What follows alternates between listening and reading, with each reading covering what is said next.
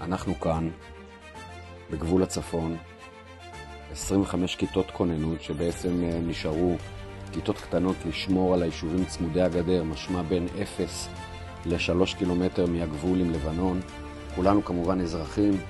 כיתות הכוננות כרגע באזור שלנו, ללא וסטים קרמיים, ללא קסדות טקטיות.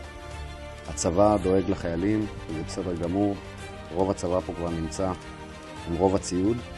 לכיתות כוננות אין מענה.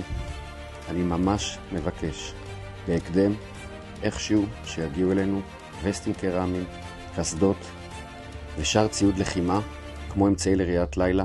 אתמול ב2:30 בלילה אנחנו יושבים ומתצפתים על גדר בחושך מוחלט, ללא אמצעי ראיית לילה, ללא וסטים קרמיים.